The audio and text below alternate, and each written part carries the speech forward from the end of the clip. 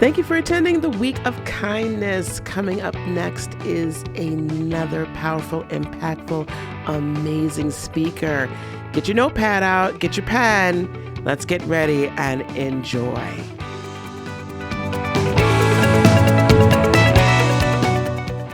Hi, I'm Cindy J, the Visibility Wiz, and I'm honored to be participating in the Week of Kindness with Tony Kaufman. And so I want to thank Tony and her team for putting together such an amazing event. And today I'm going to be sharing with you 12 ways that kindness pays off in your business. But first, let me tell you a little bit about me. As I said, I'm Cindy J, the Visibility Wiz. I guide coaches, speakers, and authors to be visible online with outrageous confidence, because visibility plus influence equals profits. And I believe that's why we are all in business. We want to influence others. We want to impact the lives of other people for the better. We want to transform lives. We want to save the planet. We want to save the world. But we know that we are on a mission to help other people and animals, whichever it may be in your case. So with that, whenever you are visible in front of your ideal clients and you have that influence, the profits just come in, and you're no longer having to chase clients, but now the clients are coming to you, your ideal clients. I've been a business coach. I've been coaching since 2009. I've had an online business since 2001. And I was not always treated kind. I grew up in a very dysfunctional home. My father sexually, physically, mentally abused me growing up. I was also sexually abused by two family friends. So this left me with a lot of trauma. I have a lot of trigger points and not believing in myself and not loving myself. Whenever you don't believe or love in yourself, it's very difficult to be kind to yourself. And, that's what I want to speak about first, because you need to be kind to yourself before you can be kind to others. And you need to be kind to yourself for other people to be kind to you. This is very, very important to remember. You need to be kind to yourself so other people can be kind to you. People learn to treat you based on the way you treat yourself. And so if you're interested, I do have my book, Overcoming Dark Family Secrets. There's a lot of exercises in there for you to know exactly who you are and what you want. That's a part of being kind to yourself. The dictionary says that self-kindness is the ability to value yourself, remove excuses, take self-responsibility, and be deliberate in your choices and decisions, and forgiving yourself. And let me repeat that. Self-kindness is the ability to value yourself. And sometimes that's the hardest things for us to do. And to remove excuses. I never say that I am the way that I am because of my past. Because if I do that, I'm still giving all the people that hurt me power over me. It's taking self-responsible. I am responsible for my life. I'm responsible for my thoughts, my feelings, my actions. Nobody else is. And then to be deliberate in your choices. Whenever you learn to be kind to yourself, it's easier for you to make the right choices and decisions in your business. And lastly, forgiving yourself. This is a hard one. A lot of us have a very difficult time forgiving ourselves. For example, when my mom was alive and my kids were little, my mom kept saying how my son was going to wind up to be like my brother, Michael Paul. And Michael Paul was an alcoholic. He was in prison most of his life. And I was like, there's no way my kid's going to be like that. And my mom kept saying how much my son reminded her of my brother. And I lost it. I got really ticked off and I screamed and yelled at her. Well, mom had emphysema. So when I screamed and yelled at her, she sort of had a panic breathing attack and was going, and I was like, oh my God. And she started shaking really bad and I felt so bad. Like immediately I felt so bad. And I started like, I am sorry, Mom. I'm so sorry for yelling at you.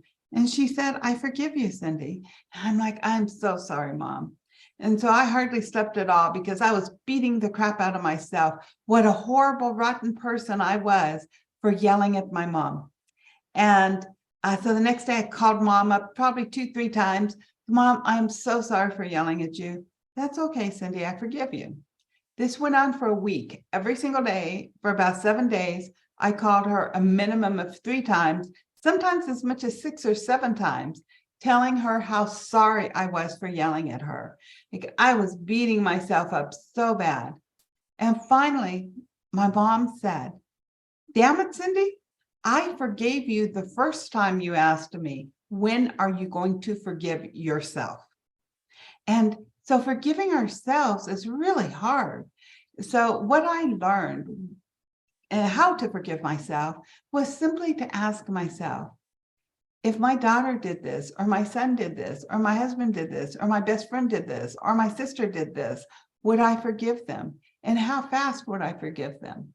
And typically the answer is pretty dang fast, right? Because the people we love, typically we can forgive them a lot easier than we can forgive ourselves. So, being kind in business, being kind in general in the world starts with being kind to yourself. So start practicing self-kindness. And one of the ways of practicing self-kindness also is to be grateful for what you have. Every single thing. I'm grateful that I can breathe. I'm very grateful for every breath I take. After almost dying from COVID last year and not being able to breathe, struggling for every single breath that I took and depending upon machines to breathe for me, it was a traumatic time. And since then, I will never take my breath for granted. Also, I'm grateful for nature, for the things that I see. I'm grateful for my eyesight. I'm grateful that I can hear. I'm grateful that I can talk. There's lots of things you can be grateful for about yourself. So look at yourself, be grateful for things about you, and also be grateful for what you have. If you have $100 in the bank, be grateful for it. If you have $0 in the bank, be grateful for the money that comes. I mean, I've never known anybody that ran out of money and never got money again. So be grateful for what you have. Also, one of my favorite things is to do affirmations. Affirmations is a trademark term coined by Noah St. John. And Noah St. John actually wrote the foreword in my book, Overcoming Dark Family Secrets. But affirmations changed my life because when I would sit there and say, I love myself, I would say, no, you don't. You're just unworthy of yourself. If I would say, I am people like me. I would go, no, they don't. They just put up with me or whatever it is.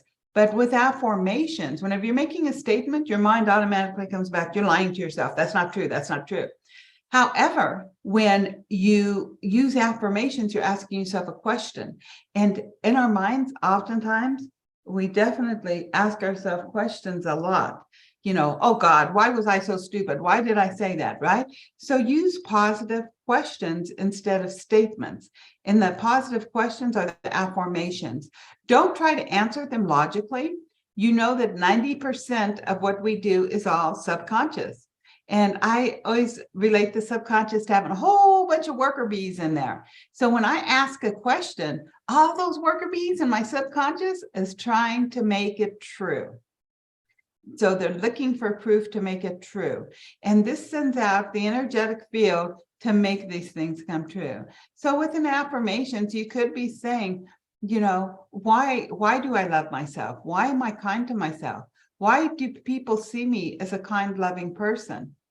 What ways am I kind to myself, right? So you ask yourself these questions without trying to logically answer them. You ask them long enough, your subconscious is going to find the answers and you will change. Maya Angelou said, success is liking yourself, liking what you do and liking how you do it. Love this quote. Success is liking yourself. So he's saying being kind to yourself. And it's liking what you do and liking how you do it. So many people, they build up businesses and they're using all these strategies that they hate just to get the money. Or, we've all met the people in business that are really uncouth, they do things that like I could never do some of the things I've seen other people do.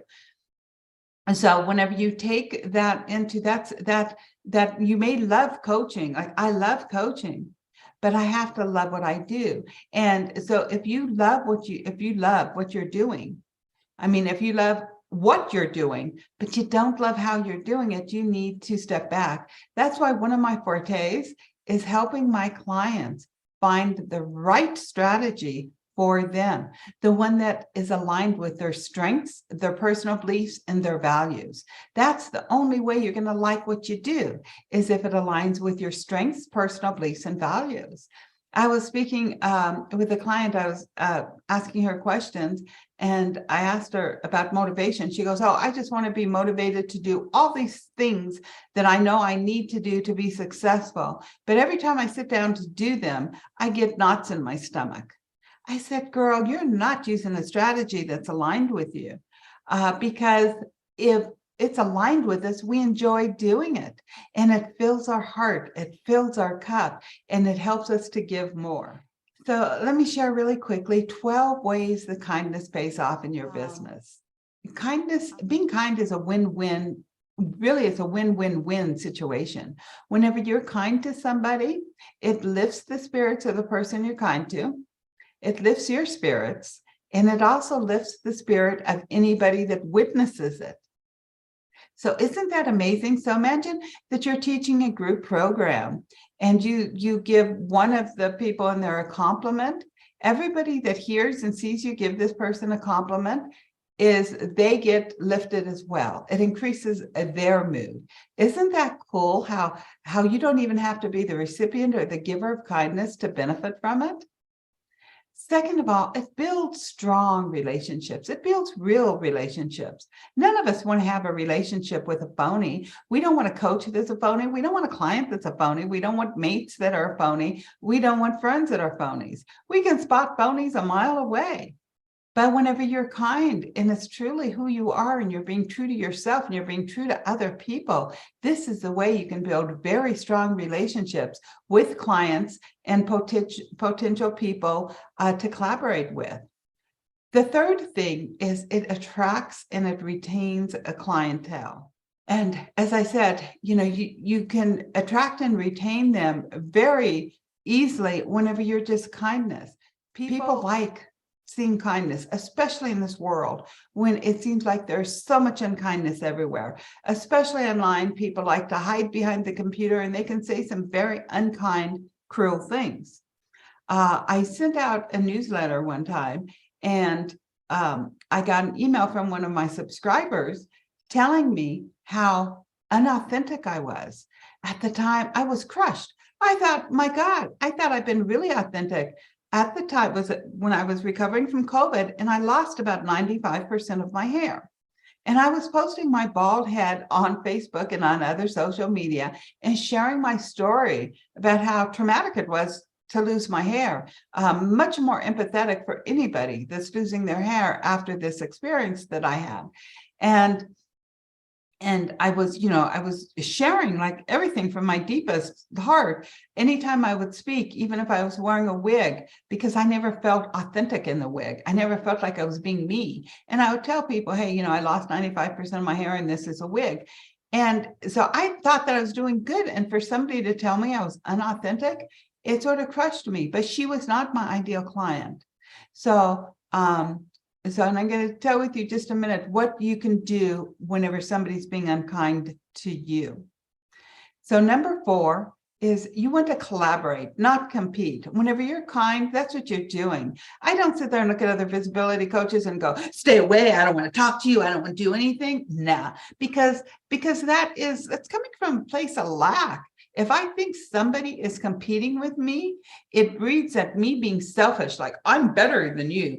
And it's saying that a lack, well, hey, if you have all these clients, I'm not going to have clients.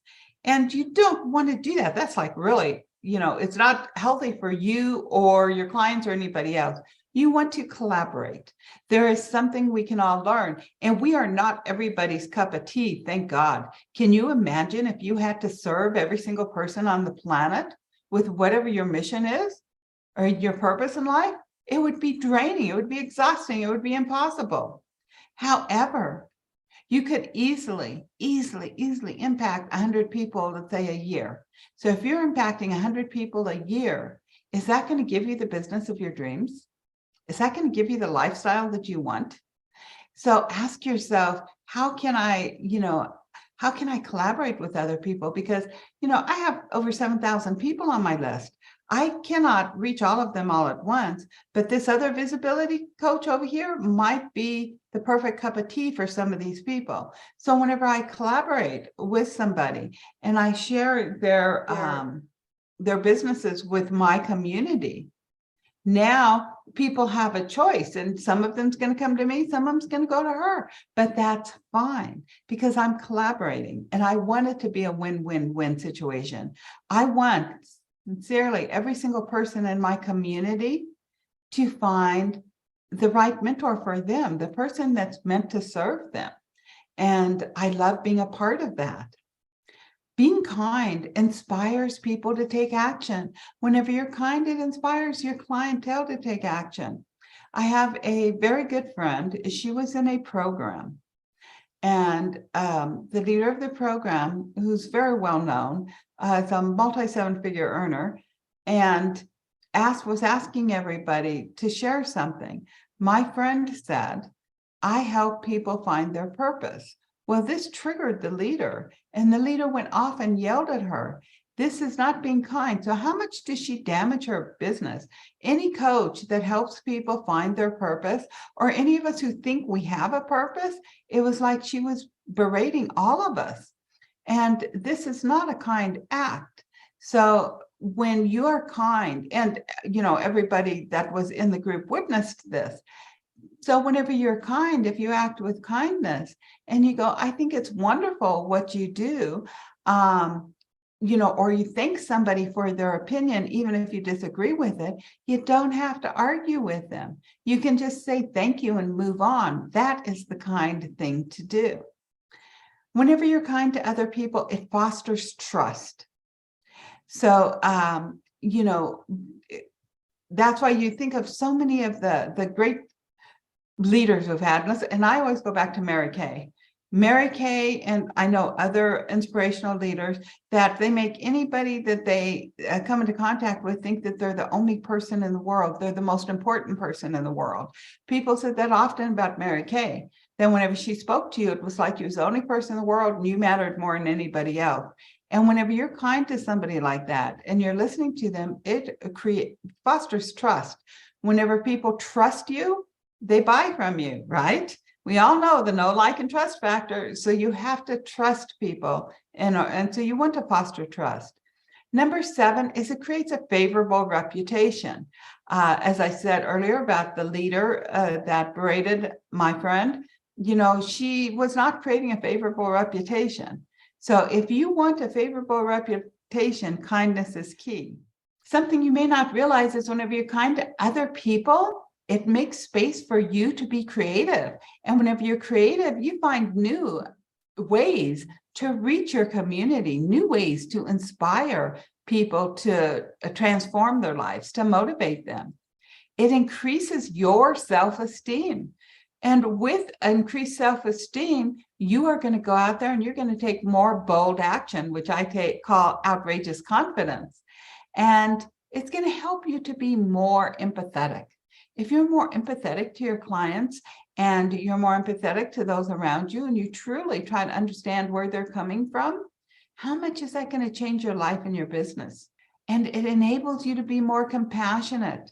So whenever you're compassionate with somebody, again, it's going to increase your business, because don't you want to be known as a loving, kind? Don't you want to be known as a kind person? You don't want to be known as like some witch out there doing stuff and that yells at people, that takes you to court if you run out of money and can't pay them, and all these other things, horror stories that I've heard about some of the leaders in the online industry. And I'm not saying all of them, but there's a few.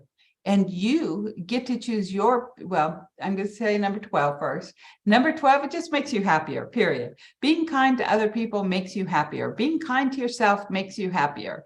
And we all want to be happy.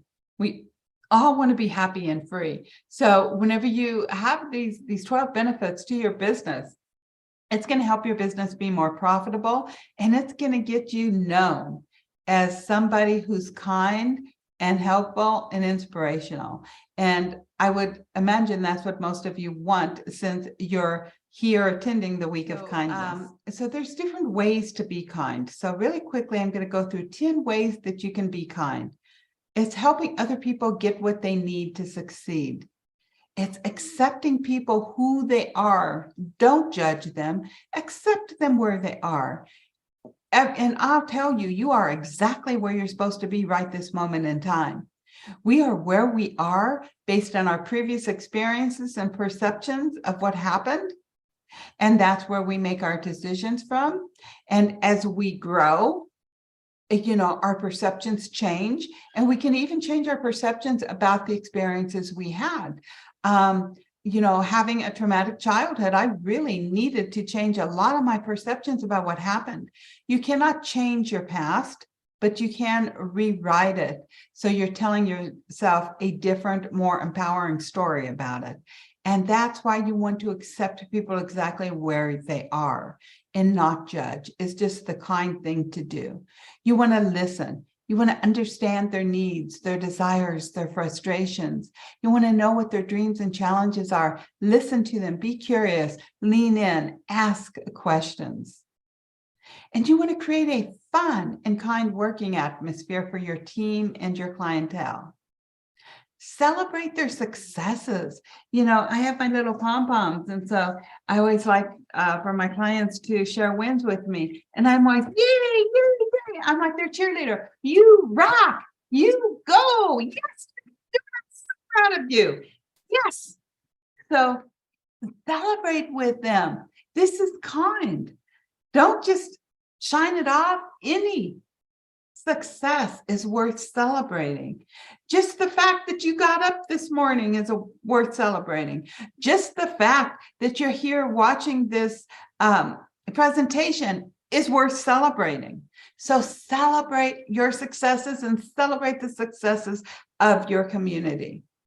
Reward your clients. You can reward them by celebrating their successes, with everybody. You could write an email about them. You could write a social media post about them, but reward them. You can also send them private notes or gifts in the mail. You could send them like a little note card, or, there's all kinds of little gifts. We like getting this, and we see this as people seeing kind. Give positive feedback. It's all about positive feedback. So you want to offer resources to them. So whenever they do something, again, reward them, celebrate them for what they've done. Tell them what they're doing right, because this motivates them to keep doing it, and offer resources for them to keep doing it. Also, being kind is telling a hard truth with love and compassion. One of my favorite testimonials I've ever received is from the days when I was a divorce coach. One of my clients wrote, "Cindy tells you exactly like it is, but she does it in a kind and loving way." And I thought that was so sweet. And to me, that was a compliment that, hey, I'm telling you these hard truths, but I'm doing it with love and compassion. And have meaningful conversations with others. So ask yourself, what would make this conversation meaningful? How can I serve you? What can I do to support you? These are meaningful conversations. Tell me more about the challenges you're facing, right? You're having these meaningful conversations that are bringing about transformation and change. And say thank you and please often. That's, to me, one of the first lessons we should have all learned as children, to be kind, to say thank you and please. Excuse me. My husband was telling me when he went to the store, this lady came and she just shoved his cart out of the way and grabbed something right in front of him. And he just sort of looked at her and he said, "If you would have asked, I would have moved." And she goes, "Oh, no, that's okay." but she was being rude. She wasn't being the thing. She didn't say, excuse me, right? She just thought she was entitled to do this. And this is not the kind thing to do. These are things we should have all learned as children. Say, thank you, please, excuse me. Just be kind to people in general. And the 10th thing is to smile. Smile often. Smiles can light up a room, and it can create so many people to smile. And you can change lives without even knowing it, just by smiling. So I told you I was going to tell you how to deal with unkind people. So you want to treat those that are not nice to you with kindness. And you can do it energetically. Doesn't mean you're going to roll over and let somebody walk all over you. Okay. I told you earlier about the girl who sent me the email telling me how unauthentic I was. Well, I was upset for a little, not too long, maybe 5 to 10 minutes. But then I checked to see if she unsubscribed from my list. She didn't, so I unsubscribed her. And then I energetically sent her love. I released, whatever she said. When people aren't nice, it's a reflection of who they are, not who you are. So, for whatever, she was going through something. So I was like, hey, I'm honored to serve you in whatever way I was meant to serve you. And I truly hope that you find the right people that can support you. And I did this all energetically with love in my heart.